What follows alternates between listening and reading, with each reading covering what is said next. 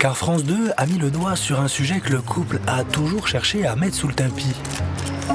Leurs 24 ans d'écart. Mousse, mousse, est là pour mettre en lumière les mauvaises personnes, les fous, fous. Faites entrer les gros tarés, de savoir elle vous éclabousse, mousse. Mettez-vous à l'aise car là, on va se régaler, mousse. Abonnez-vous et likez si vous avez kiffé. Ouais, c'est Mousse, bienvenue aujourd'hui pour une nouvelle vidéo, j'espère que tout le monde va bien messieurs, dames. Après les dernières péripéties, les strikes, la censure, la pression et tutti quanti, on va essayer de se détendre aujourd'hui, on va se mater une des dernières vidéos d'Off Investigation. Le titre m'a interpellé, pas touche à Brigitte, ça tombe bien, on touche pas les kikis. Même pas 30 secondes de vidéo et j'ai déjà dérapé. Il y a moyen que demain ça vienne taper à 6 h du mat. Mais c'est pas grave, on va continuer messieurs dames. Avant de partir pour cette nouvelle vidéo, c'est le moment de soutenir la chaîne et moi-même en mettant votre plus gros pouce bleu, votre meilleur commentaire. On n'oublie pas de s'abonner et d'activer la cloche pour pas rater les prochaines vidéos. On fait de même sur la chaîne secondaire, la chaîne Laurent dans la Mousse, où vous avez des vidéos d'actualité quasi quotidiennes. On me rejoint sur Instagram, sur TikTok, sur Twitch pour pas rater les lives du dimanche soir à 21 h 30. On va chercher à boire manger, on se met à l'aise. Mais je vais également vous mettre en commentaire épinglé et en description les liens pour soutenir la chaîne Off Investigation. Il faut un travail indépendant, il faut un travail de qualité, n'hésitez pas à aller les soutenir. On a des bonnes relations avec eux, que ça continue. En tout cas, ils méritent qu'on les soutienne. Donc le titre, c'est Pas touche à Brigitte, Macron contre France Télévisions. Je pense, la vidéo fait 15 minutes, c'est que c'est une partie d'une plus grosse vidéo qui, à mon avis, était dédiée à France Télévisions. C'est parti. Fin septembre 2017, premier coup de pression. L'Élysée exige de France Télévisions 200 millions d'euros d'économies sur le quinquennat et 50 millions d'euros dès 2018. C'est 2% du budget annuel de la télé publique. Au début. C'est un sujet un peu d'actualité au final, puisqu'il y a eu la commission d'enquête sur l'audiovisuel public, et ce qui revenait, c'est le coût de l'audiovisuel public et des économies qui pouvaient être faites. Donc c'était 2017-2018, on est en 2026, le sujet est toujours d'actualité. Après il faut chercher les coupables, je ne sais pas qui, mais en tout cas c'est toujours d'actualité. Se pensant en position de résister, Delphine Ernotte rechigne à appliquer le plan d'économie et met en garde Macron. Nous allons être contraints de couper dans les programmes. Dans ce contexte de bras de fer avec l'Élysée, Complément d'enquête va faire des révélations embarrassantes sur Brigitte Macron. Eh bien, figurez-vous, je n'ai pas vu ce complément d'enquête. C'était pas quand il y avait eu des révélations sur la Mimi Marchand qui retouchait des photos. Je me souviens plus exactement. Bon, de toute façon, on va continuer. Nous sommes allés sur les pas de la... Le scoop de France 2 qui va faire enrager le président.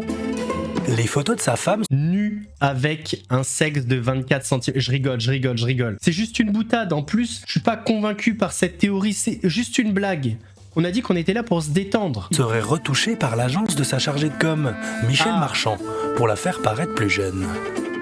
Voici l'un des fameux clichés. Bon, après, toutes les célébrités le font. Voilà, on va pas se mentir. De best image. Et voici celui d'un autre photographe, présent ce jour-là. Cadre. Ah oui, là c'est Instagram versus réalité. Mais bon, tout le monde le fait, encore une fois. Même les jeunes le font, même des gens pas connus au final.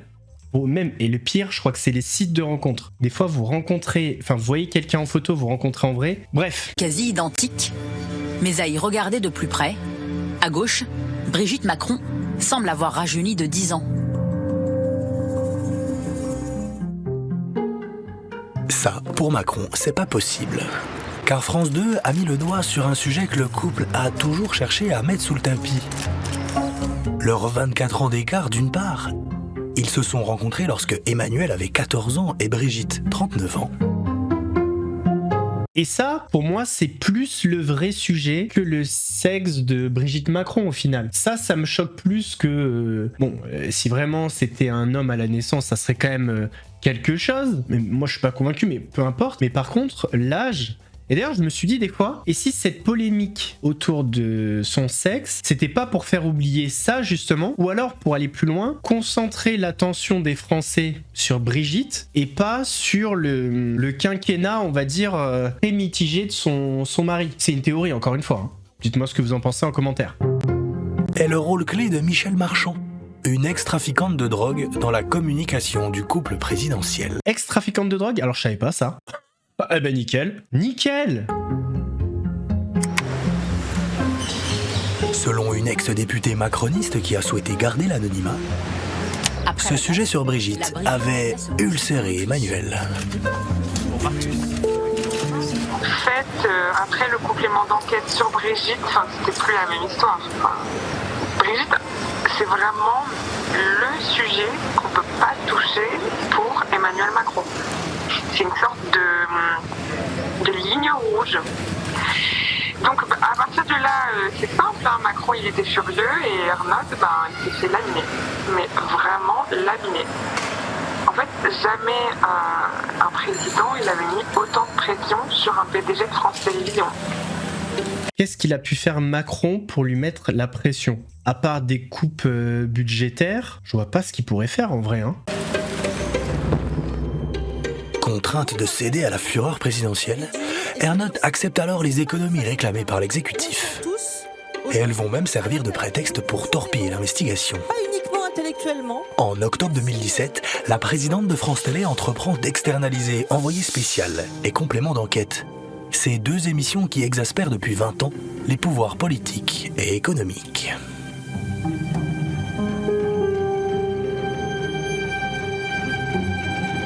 Pareil, c'était un vrai sujet. Revenez sur le tapis les salaires de Tristan Walex et Élise Lucet. Mais en même temps, c'est des émissions qui coûtent, mais je pense qu'elles rapportent plus d'argent à la chaîne. Mais bref, c'est pas le sujet, mais c'est vrai que ces deux émissions précisément, c'était un vrai sujet pour les détracteurs de France Télévisions. Le projet mitonné par Ernotte, une hécatombe. Sur 27 journalistes que compte Envoyé spécial et Complément d'enquête, 17 CDD pour la plupart des jeunes seraient supprimés.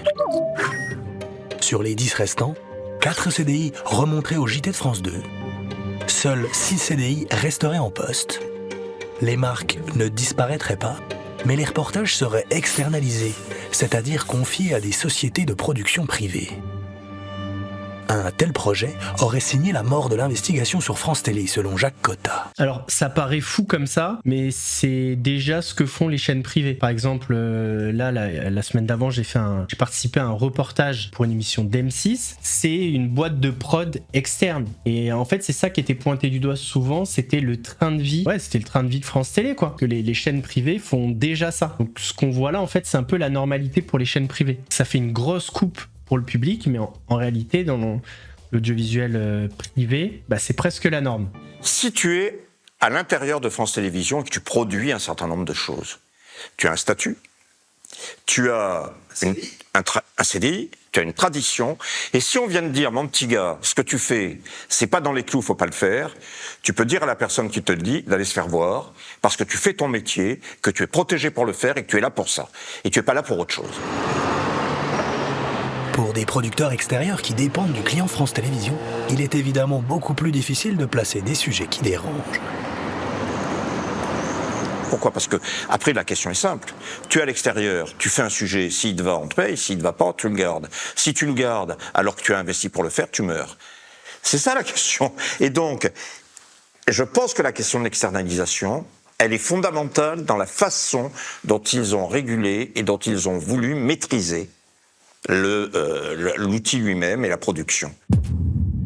Alors, c'est vrai ce qu'il dit, mais le revers aussi, c'est est-ce que la télé du service public ne devient pas un outil politique aussi, en fonction des courants de pensée ou autres? Est-ce qu'au final, les émissions vont pas servir certains partis politiques ou certains courants de pensée? C'est aussi l'effet pervers que ça peut avoir. Alors que le privé, oui, il peut y avoir des sujets. Parce que le problème, c'est qu'effectivement, je sais pas, t'es dans le groupe Canal, il y a des sujets que tu pourras jamais aborder. Ça, on le sait, et parce qu'il y aura une certaine censure à ce niveau-là, on va dire ce sujet tu peux, ce sujet tu peux pas. Mais d'un autre côté, si t'as un média réellement indépendant, tu peux tout traiter. Typiquement, Off Investigation. Ils ont choisi d'être un média YouTube et ça leur offre une liberté et je trouve ça bien. Après, est-ce que c'est un modèle rentable? Ça, je sais pas. Mais en tout cas, Off Investigation, pour moi, ils ont trouvé la bonne formule. L'heure de la vengeance de l'oligarchie sur les magazines d'enquête a-t-elle enfin sonné ?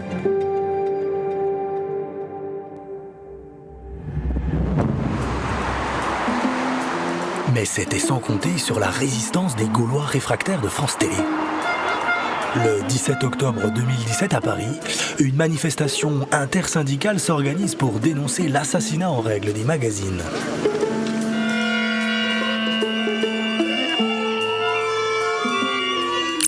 Fin novembre, alors qu'elle ne prend que très rarement la parole, Élise Lucet monte au créneau sur Twitter. Les mags du jeudi en danger. C'est l'indépendance de l'info qui est en jeu pour des raisons budgétaires. Le lendemain, dans Le Monde, la Société des journalistes de France Télé emboîte le pas. À France 2, une ligne rouge est sur le point d'être franchie. Un plan d'économie prévoit de liquider les rédactions de compléments d'enquête et d'envoyés spécial. Sur Envoyé spécial et complément d'enquête, vous avez pu voir des reportages et des enquêtes qui n'auraient jamais pu être diffusées ailleurs. L'affaire Big Malion, les révélations sur Pénélope Fillon, un portrait de Brigitte Macron qui aurait déplu à l'Élysée, une enquête sur Vincent Bolloré qui vaut à son auteur 3 procès de l'homme d'affaires, mais aussi le prestigieux prix Albert Londres.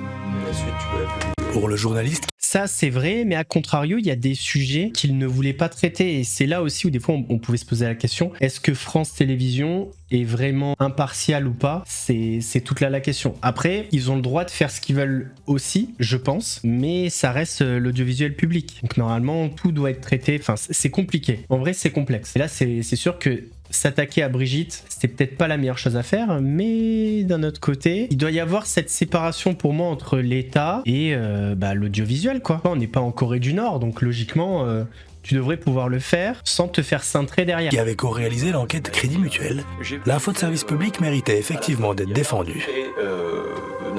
Quand on travaille pour le service public, on met ses tripes sur la table. On est vraiment au service des gens. Et c'est pour ça qu'un magazine comme Complément d'enquête, un magazine comme Cache Investigation sont nécessaires. Il existe très peu d'émissions d'enquête à la télévision publique, même en Europe. Il en existe, mais très peu. Et ces magazines-là, quand... Il a raison. Et le travail est toujours de qualité sur Complément d'enquête et Cache Investigation. Après, des fois, il y a peut-être des sujets qu'on aimerait qu'ils abordent, mais en tout cas, le travail, il est toujours de qualité. On les réalise, quand on les fait avec ses tripes. Et on les fait au service de l'intérêt général. Sollicités par les équipes d'envoyés spécial et Complément d'enquête, d'anciens témoins des reportages prennent la parole sur les réseaux. Comme des médecins. Je suis médecin généticien. L'ADN, c'est le cœur de mon métier. Pour moi, Envoyé spécial, c'est l'ADN de France 2. Je soutiens Envoyé spécial. Je suis des commerçantes et je remercie le magazine de l'information publique et en particulier Envoyé spécial, car sans eux, je n'aurais jamais pu dénoncer les surfaces illicites de la grande distribution. Ou encore des ouvriers en lutte. Nous tenions à vous faire cette petite vidéo pour vous remercier du travail que vous avez fait au moment de l'annonce de la fermeture de notre site. Quand, sous pression de l'opinion publique, Delphine Ernotte renonce finalement à externaliser les magazines, Emmanuel Macron est furieux. Alors ça, c'est ça le seul truc qui me dérange avec l'audiovisuel public, c'est que c'est trop politisé. Et c'est peut-être le seul truc qui me dérange concernant l'audiovisuel public, c'est pour moi trop politisé. Je pense qu'il y a des sujets qu'ils ne veulent pas traiter et qui pourraient traiter de manière très qualitative. Ils veulent pas parce qu'il y a une DA et je pense qu'il y a un truc un peu politique là-dessous. Et je trouve ça dommage. Et l'autre truc aussi, c'est que même si la commission d'enquête sur l'audiovisuel public, encore une fois, il y a peut-être un truc politique là-dessous, elle pointe aussi des dérives qu'on ne peut pas mettre sous le tapis comme ça et se dire non, il s'est rien passé. Parce que la Delphine Ernotte, des fois, il menait grand train chez France Télé. Donc peut-être que tout remettre sur l'exécutif, c'est pas forcément honnête. Début décembre, à l'Élysée, il va dévaster Delphine Ernotte devant les 70 députés En Marche de la Commission des Affaires culturelles. L'audiovisuel public, c'est une honte pour nos concitoyens. C'est une honte en termes de gouvernance et c'est une honte en ce que j'ai pu voir ces dernières semaines de l'attitude des dirigeants. Comble de l'humiliation pour la présidente de France Télé. Le 12 décembre 2017, 80% des salariés votent une motion de défiance contre elle. Dans ce contexte délétère, quelques jours avant Noël, Laurent Delahousse est dépêché à l'Élysée. Alors pour ceux qui se disent Laurent Delahousse, c'est proche de Laurent Delamousse, c'est fait exprès. On cherchait un nom pour la chaîne secondaire, c'est un abonné qui a trouvé Laurent Delamousse. Parce que je m'appelle Laurent, Mousse, voilà. C'est pour le jeu de mots. C'est nul! Bonsoir Monsieur le Président. Bonsoir. On est dans votre bureau ou dans l'un de vos bureaux. Il y a quelques minutes, on m'a dit que c'était pas toujours le même bureau. Vous avez plusieurs bureaux à l'Élysée. Ici, c'est le bureau historique. Donc ça, c'est le bureau rangé. Et les dossiers que voilà, ça c'est le bureau rangé. C'est le bureau de la photo aussi. Il y avait un bureau qui était là, voilà. Qui était là. J'ai envie de vous poser une question. Est-ce que vous y passez finalement beaucoup de temps dans ce ou ces bureaux? Oui. Après ce petit point d'écho d'intérieur, Delahousse va se jeter à l'eau. Mais rassurez-vous, on n'est pas dans l'investigation. On avait découvert le candidat En Marche. On a découvert un président Macron qui court.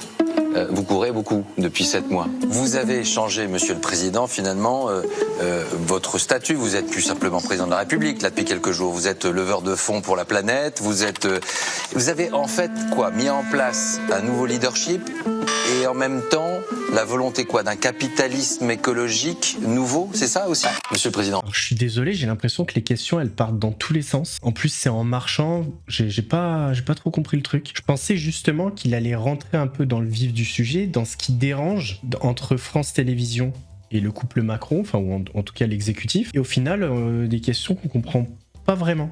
On arrive en fin d'année, ça fait 7 mois que vous êtes président de la République. Vous leur dites quoi aux Français? Il y a ce sapin qui est là, c'est une période particulière pour les Français. Vous leur dites n'ayez pas peur de toutes ces révolutions que je leur propose. Ouais, il tchatche Laurent Delahousse là. Laisse-le répondre là, non? Pause. Après cette petite câlinothérapie présidentielle, Delahousse prend son courage à 2 mains pour évoquer enfin le sujet qui fâche, le financement de l'audiovisuel public. Une question qui concerne les Français, les spectateurs et les salariés du groupe France Télévisions. Delahousse rappelle alors au président la spécificité de France Télé. Il y a des contenus assez importants, sur assez exceptionnels. Voilà, non mais exactement. D'enquêtes, de documentaires, vous ne verrez nulle part ailleurs.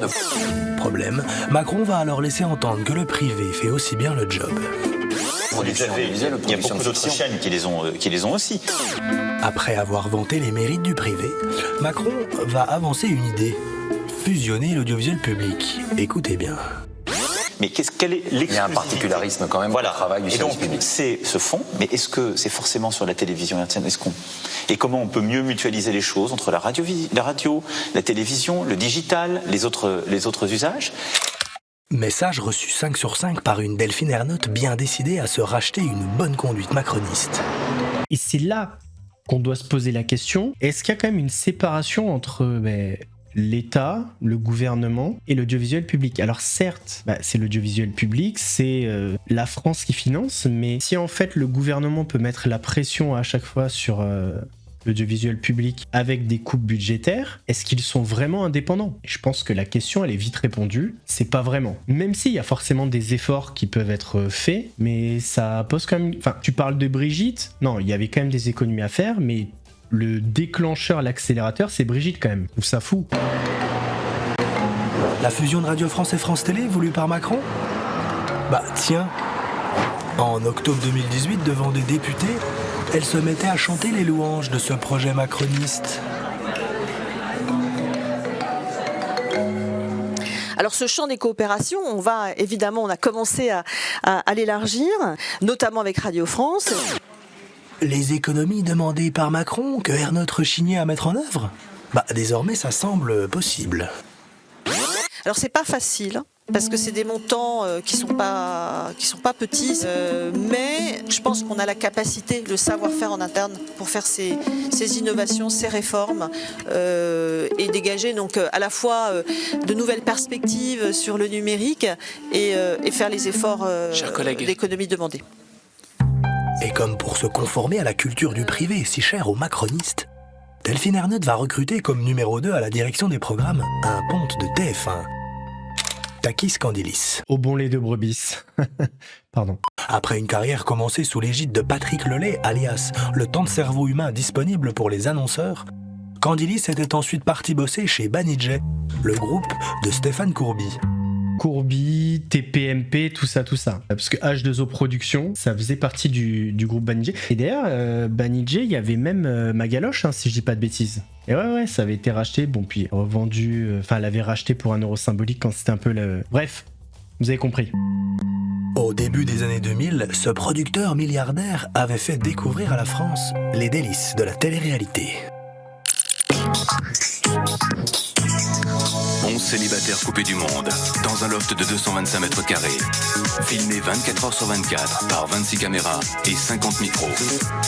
Après Love Story, Banijay produit aujourd'hui les jeux de France Télé comme Fort Boyard, mais aussi des animateurs comme Nagui, Cyril Hanouna et toute une galaxie d'influenceurs. En 2019, quand Takis Candilis, l'homme de Banijay et TF1, arrive à France Télé, il va commencer par laisser son épouse, l'actrice autrichienne Babsi Steger, venir faire la promo de ses produits de beauté sur le plateau de France 5. Tranquille. Bonjour, vous êtes comédienne, coach de vie en nutrition, vous animez des ateliers de cuisine et de beauté naturelle. Ça va, y a pas de copinage en vrai. Après, qui ne ferait pas croquer sa femme? On lui en veut pas. Et vous tenez le blog Les Conseils de Babsi. Oui. Le Canard enchaîné découvrira qu'elle y vend des huiles magiques de beauté pour la modique somme de 85 €, les 20 millilitres. Grâce à France 5, la femme du patron va pouvoir faire des bonnes affaires aux frais du contribuable. Merci France Télé. Deuxième exploit de Candilis, avec TF1 et M6, il va embarquer la télé publique dans un projet un peu ambitieux. Découvrez Salto, la nouvelle plateforme de télé et streaming qui a tout à voir avec vous. L'idée folle de Candilis, rivaliser avec le géant américain Netflix qui diffuse ses programmes dans 190 pays. Jamais entendu parler de Salto. Donc à mon avis, ça a dû être un flop et lancer une plateforme de streaming, ça coûte beaucoup d'argent. La question que je me pose, c'est le revirement de situation de Delphine Ernotte là, c'est dû à quoi? Qu'est-ce qu'ils ont découvert sur elle? Tu peux pas changer comme ça du tout au tout. Ils ont dû découvrir un cadavre dans son placard et lui ont dit voilà, maintenant c'est soit tu fais ce qu'on te dit, soit tout le monde sait. C'est une théorie encore une fois. Problème avec Salto, Candilis veut faire payer les Français pour des contenus un peu cheap, auparavant gratuits. Interrogé en 2019 sur France Inter, il avait un peu de mal à convaincre de la pertinence de cet ambitieux projet bleu-blanc-rouge.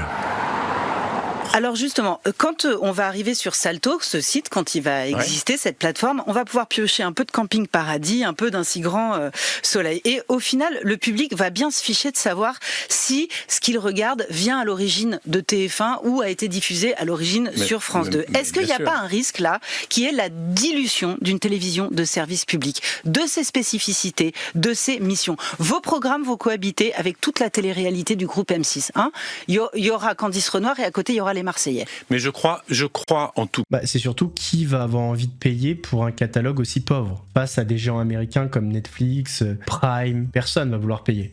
C'est une question quand même, non? Oui, mais je crois que la télévision linéaire, c'est aussi la télévision du rendez-vous. Les Français, eux, ne seront pas au rendez-vous. Début 2023, Salto met la clé sous la porte.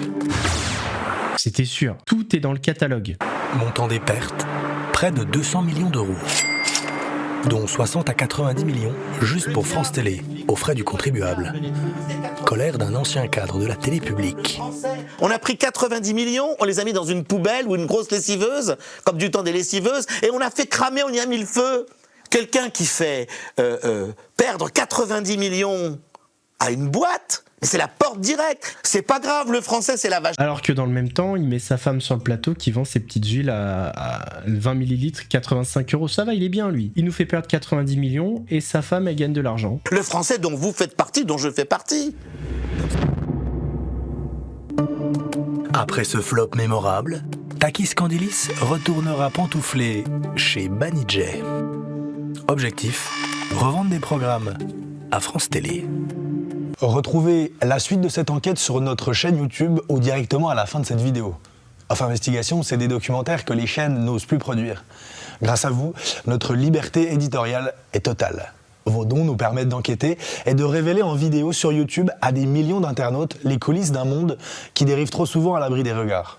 Aidez-nous à déverrouiller l'information. Hyper important d'aller les soutenir, je vous mettrai les liens en description, en commentaire épinglé. Le sujet est excellent. Enfin, au final, ça parle pas trop de Brigitte. Je pensais que ça parlerait plus de Brigitte, mais c'est l'élément déclencheur, enfin l'accélérateur. C'est compliqué parce qu'on se dit, on comprend qu'il y a des économies à faire dans l'audiovisuel public, mais en même temps, l'audiovisuel public peut pas être indépendant si l'exécutif a autant de capacité de lui mettre la pression dessus, ce qui a été le cas, hein. Et puis Brigitte, c'est le déclencheur, l'accélérateur. Est-ce que sans ça, ils auraient eu autant de coupes budgétaires. C'est pas sûr, en tout cas on le sait pas, mais maintenant on se dit voilà, c'est le même problème aujourd'hui, la commission d'enquête sur l'audiovisuel public, c'est les mêmes conclusions, alors que celle-ci est, on va dire, plus indépendante que la volonté de Macron. Mais d'un côté, on se dit que Delphine Ernotte a joué le jeu, on sait pas pourquoi, on lui a peut-être mis la pression avec des choses dont on n'a pas connaissance. Elle a joué le jeu, et au final, ben non, parce qu'ils ont recruté des personnes de chez Banijay, et ce mec-là nous a fait perdre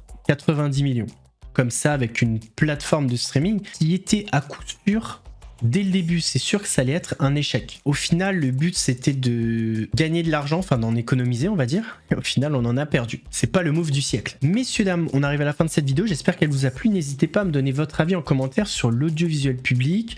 Est-ce que vous trouvez que par rapport au lien entre l'audiovisuel public et Macron, est-ce qu'il y a un problème d'indépendance? Est-ce que vous trouvez ça normal que l'exécutif ait autant de moyens de pression? Enfin bref, n'hésitez pas à me dire en commentaire. J'espère que la vidéo vous a plu. Si c'est le cas, votre plus gros pouce bleu, votre meilleur commentaire. On n'oublie pas de s'abonner et d'activer la cloche pour pas rater les prochaines vidéos. On fait de même sur la chaîne secondaire, la chaîne Laurent Delamousse, où vous avez des vidéos d'actualité quasi quotidiennes.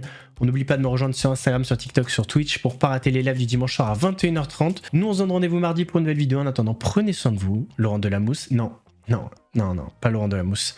Mousse, vous salue.